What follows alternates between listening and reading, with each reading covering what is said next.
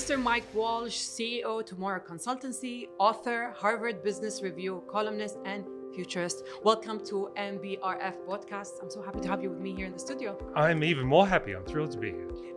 I'll go to the main question that I think concerns everyone when it comes to being AI, futurist, and all the AI thing right now. How can AI transfer the future of workplace, youth in the marketplace, and job opportunity? AI is really the topic right now, and it's very easy to forget that this is something that's been going on for at least 50 years now. Oh. And for a lot of people, their first experience of AI was ChatGPT, Yes. or these new, I guess, chatbot tools that are available in the market. And they forget that behind the scenes, especially since the pandemic, we've seen more and more automation in big organizations, more and more digital transformation, Yes. more machine learning, deep learning. There's really no aspect of life today, whether it's retail or logistics, manufacturing or entertainment, that isn't in some way transformed by artificial intelligence, algorithms, or automation. So the big question is then, is that going to be better or worse for us as humans?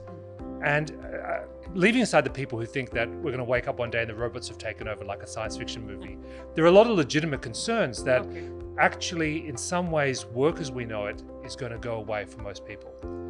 But the truth is that I at least believe that jobs don't go away. Jobs change. And in the same way that computers didn't take work away from people, people with computers took work away from people who refused to use them. I think that the future of work is going to be people who've equipped themselves with the ability to understand how to use AI to transform themselves to be more effective, more productive, more imaginative, more creative. Those are going to be the winners in the new job marketplace of the future. Nice. I like how you said it. And maybe if we're targeting youth right now, what you said is something very interesting in how can we use AI in terms of what, as a youth, to choose the direction of when it comes to job opportunity. How can they know which direction to go? I'm not worried about kids. Kids are smart. Yeah, I think I'm worried about us maybe. I think we should be worried for ourselves. Yes. And the thing is, people often describe kids as lazy. They're not lazy, they're smart. Yeah. Kids don't want to do things the way they've always been done because they know there's a smarter way of doing it. They can use technology, they can use artificial intelligence, they can use automation. Kids will always find the laziest, easiest way to complete a task, and we should not punish them for that. In fact, we should actually encourage them to actually do work the smarter way. Okay, and coming back to here being at the Knowledge Summit, what do you think of knowledge cities? Well, I think knowledge cities is both a very new and a very old concept. Yes. It's an old concept in the sense that a great city has always been a creative incubator, like a catalyst for bringing people together. People put up with all sorts of issues like traffic and overcrowding and pollution. Why? Because they've got a better chance of meeting or running into or collaborating with a person that allow them to do something extraordinary. Okay. So that's not a new concept. But what is new, I think, is the difference between a smart city and a knowledge city. Smart cities were really something that came out of the early rise of the Internet of Things and sensors and AI. But in many cases, these were just exercises in mass data surveillance. Okay. I mean, we had smart traffic lights, but that doesn't mean we had smarter people. Knowledge cities are really attempted, I think, saying, well, what is the use of this technology if we also don't have humanity as well? 100%. How do we bring people together in a way that actually allows them to be more creative, more productive, and really transform the output of that city to not just being data, but data transformed with insight?